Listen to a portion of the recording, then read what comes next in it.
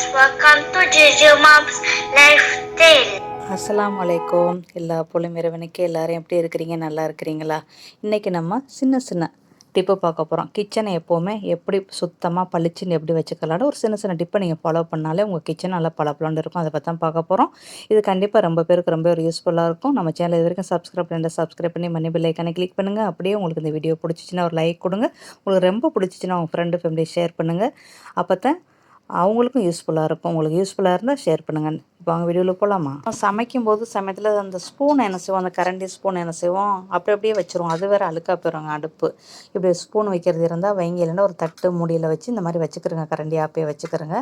அதுக்கப்புறம் முக்கியமாக வந்து நம்ம வந்து இந்த மாதிரி அடுப்பு இது பண்ணிக்கிட்டு இருக்கே நம்ம தொடச்சோம் அப்படின்னா நம்மளுக்கு விரல் கையெல்லாம் சமையல் நம்மளை அறியாமல் சுட்டுருது. நம்மளுக்கு அந்த சட்டியை பொறுத்து நம்மளுக்கு சுட்டுருது. பெரிய சட்டியாக இருந்தால் கையில் விரலில் பட்டு சுட்டுருது. அதனால் அமைதியாக சமைங்க.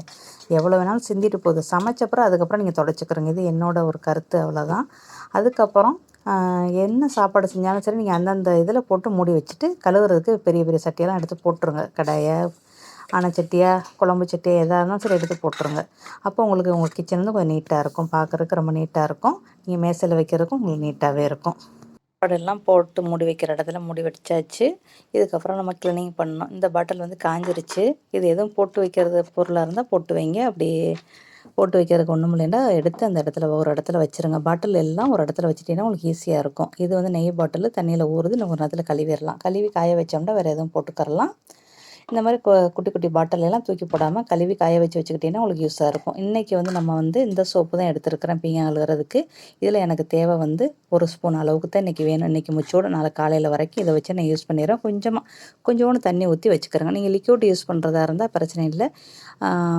இந்த மாதிரி ஒரு பாட்டிலில் வந்து பெரிய ஒரு பாட்டில் ஊற்றி இன்னும் ஒரு பாட்டில் தண்ணி ஊற்றி கூட நீங்கள் வச்சுக்கிறலாம். ரெகுலராக யூஸ் பண்ணுறதுக்கு வச்சுக்கலாம். இது வந்து அதாவது சட்டி வந்து எதாவது மஞ்சளாக இருந்தால் கழுவுறதுக்கு ஒரே ஒரு பொரிஞ்சட்டி மட்டும் எனக்கு மஞ்சளாக இருந்துச்சு. அதை மட்டும் எடுத்து போட்டு கழுவணும். இது அதுவும் சொந்தமாக செஞ்சதாக ஏற்கனவே வீடியோ போட்டுட்டேன்.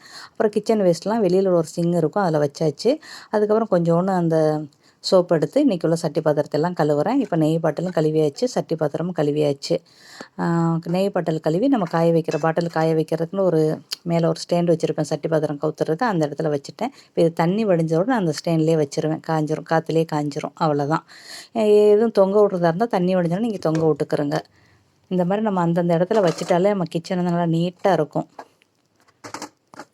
குடிக்கிற கோவலை லேசாக வாய் உடஞ்சிருக்கு, அதனால் எதுக்கும் யூஸாக இருக்கும்னு வச்சுருக்கேன். இந்த மாதிரி டப்பாவில் எல்லாம் குட்டி குட்டி எதுவும் இருந்துச்சுன்னா நீங்கள் போட்டு மூடி போட்டு கூட வைக்கலாம். உங்களுக்கு யாவும் இருக்கிற இடத்துல வச்சுருங்க. அப்போ தான் நீங்கள் தேட வேண்டிய அவசியம் இல்லை. இந்த மாதிரி பாட்டில் இருந்து நீங்கள் எதுக்காவது யூஸ் பண்ணிங்கன்னா வச்சுக்கிறங்க.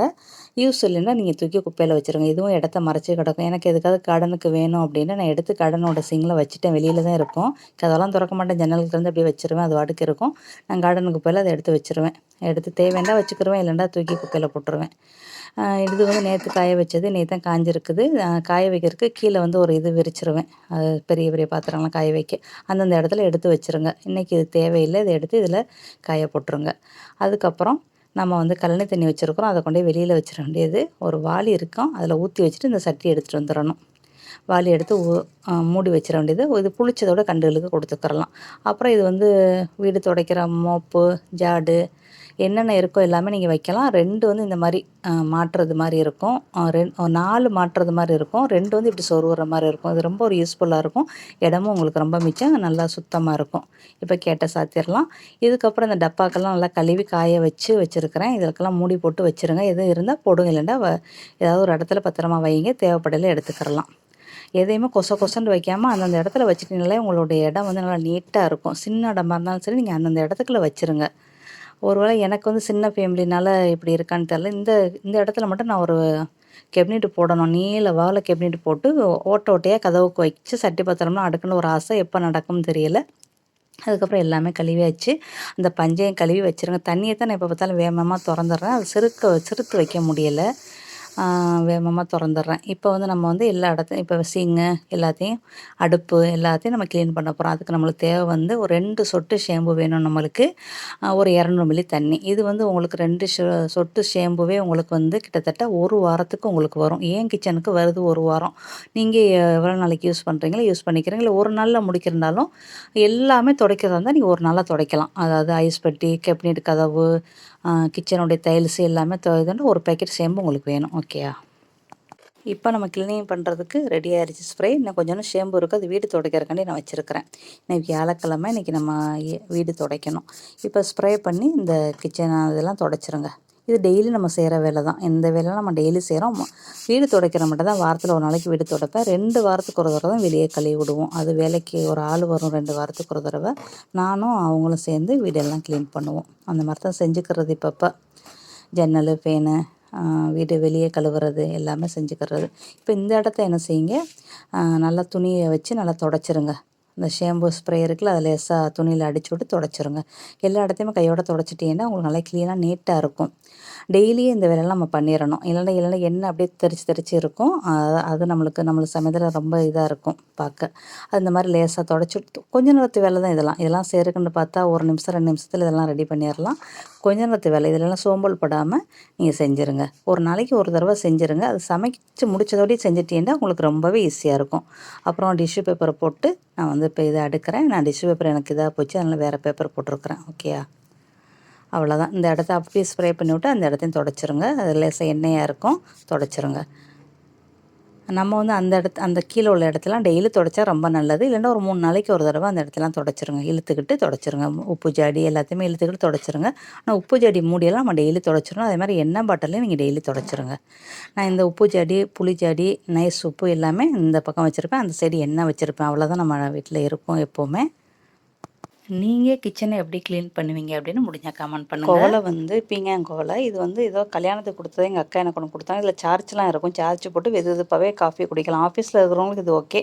நம்ம வீட்டில் இதெல்லாம் யூஸ் பண்ண மாட்டோம். அதனால் என்னத்துக்கு தூக்கி அனுட்டு வைக்கணும் அப்படின்னு உப்பு போட்டு வச்சுட்டேன். ஓகேயா? இந்த மாதிரி எதுவும் மூடி உள்ள கோலையெல்லாம் இருந்தால் நீங்கள் உப்பு போட்டு கூட வைக்கலாம். உப்பு ஜார் தான் வாங்குங்கிற அவசியம் இல்லை. அதுக்கப்புறம் இன்றைக்கி அவனை 2 சும்மா மேலே உள்ள கண்ணாடியை மட்டும் துடைக்கிது. டெய்லியும் துடைக்க மாட்டேன். ஒரு 3 நாள் 4 நாளைக்கு ஒரு தடவை பார்ப்பேன். கொஞ்சம் பிசுபிசுன்ட்டு இருந்தால் துடைச்சிருவேன். அவ்வளோதான்.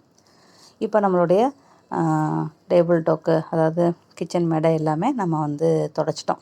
எல்லாமே துடைச்சாச்சு.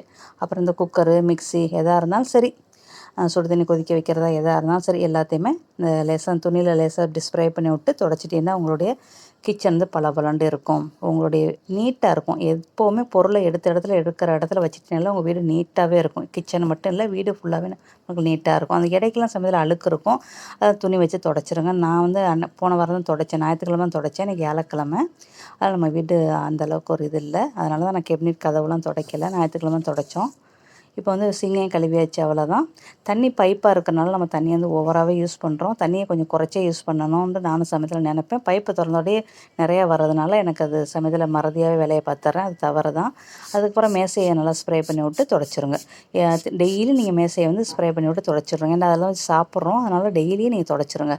ஒன்று ராத்திரிக்கு தொடங்கி, இல்லைண்டா மதியம் தொடங்கி, இல்லைண்டா காலைல தொடங்கி, ஏதாவது ஒரு டயத்துக்கு ஒரு நாளைக்கு ஒரு தடவை இந்த மாதிரி ஏதாவது ஒரு ஸ்ப்ரே பண்ணி துடைச்சிருங்க.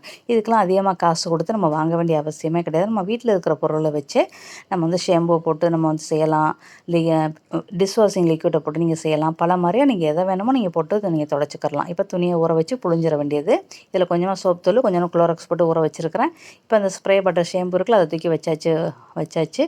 இப்போ இந்த டப்பாவே நல்லா கழுவியாச்சு, துணி ஊற வைக்கிறது. இப்போ நான் வந்து குப்பைக்குன்னு ஒரு டப்பா வச்சுருப்பேன். அதில் தூக்கி வச்சாச்சு. ஒரு கூடையும் வச்சாச்சு. இதுக்கு மேலே வேலை இல்லை. துணியை புழிஞ்சு காய போட்டாச்சு. க்ளீன் பண்ணுற வேலை, துடைக்கிற வேலை முடிஞ்சு மோப்பு மட்டும் பெண்டிங் இருக்குது. நான் போய் தொழுதுட்டு வந்து அதுக்கப்புறம் மோப்பு போடணும். இன்றைக்கி வியாழக்கிழமை. ஞாயிற்றுக்கிழமை தான் வீடெல்லாம் க்ளீன் பண்ணோம். வேலைக்கு ஒரு ஆள் வரும் 2 வாரத்துக்கு ஒரு தடவை. இந்த ஷேம்பு கொஞ்சோண்டு இருந்துச்சு பாருங்கள், அதை மட்டும் போட்டு தண்ணி ஊற்றியாச்சு. இது வழுக்கெல்லாம் சேர்த்து கொஞ்சமாக தானே ஷேம்பு போடுறோம், ஒன்றும் பிரச்சனை இல்லை. வீடு நல்லா உங்களுக்கு க்ளீனாக இருக்கும். நீங்கள் துடைச்சிங்க அப்படின்னா உங்களுடைய டைல்ஸ் வந்து நல்லா பளபளன்னு இருக்கும். ப்ளஸ் உங்களுடைய நல்லா க்ளீனாக இருக்கும். அழுக்கு வந்து நல்லா சீக்கிரமாகவே வெளியாக இருக்கும். இது எனக்கு ரொம்ப யூஸ்ஃபுல்லாக இருக்குது இந்த ஷேம்பு வச்சு துடைக்கிறது. நான் இப்போ ஹாலு, ரூம்பு எல்லாமே துடைச்சிட்டேன். கிச்சன் மட்டும்தான் உங்களுக்கு துடைக்கிறத நான் காட்டுறேன். கடைசியில் தான் கிச்சனை துடைப்பேன். முதல்ல வந்து ஹாலு, ரூம்பு, தொழுகை இடம் எல்லாத்தையும் துடைச்சிட்டு அதுக்கப்புறம் தான் கிச்சனை துடைக்கிறது. இப்போ அந்த வாளியெல்லாம் கையோடய கழுவி எந்த இடத்துல வைக்கணுமோ அந்த இடத்துல வச்சுருங்க. எடுத்த இடத்துல அந்த இடத்துல வச்சுட்டாலும் உங்கள் வீடு எப்போவுமே நீட்டாக இருக்கும். பதிவு உங்களுக்கு ரொம்ப ஒரு யூஸ்ஃபுல்லாக இருக்கும் நம்புகிறேன். இதே மாதிரி எத்தனை பேர் செய்கிறீங்கன்னு கமெண்ட் பண்ணுங்கள். ஓகே, நான் வாரத்தில் ஒரு நாளைக்கு மட்டும் தான் வீடு மோப் போடுவேன். ஓகேயா? அப்புறம் நம்ம உங்கள் வீடு கொஞ்சம் வாடையாக எதுவும் இருந்துச்சு அப்படின்னா ஊதுபத்தி, சாம்பிராணி உங்களுக்கு என்ன பிடிச்சிருக்கோ அதை நீங்கள் கொஞ்சம் போட்டுக்கலாம். இல்லை வீட்டில் இருக்கிற பூவை வந்து நீங்கள் வைக்கலாம். ஜாதிப்பூ, பிச்சிப்பூ, மல்லிகைப்பூ எதையும் பிடிங்கி வச்சுக்கலாம். நெக்ஸ்ட் பதிவில் சந்திக்கிறேன். Bye, see you.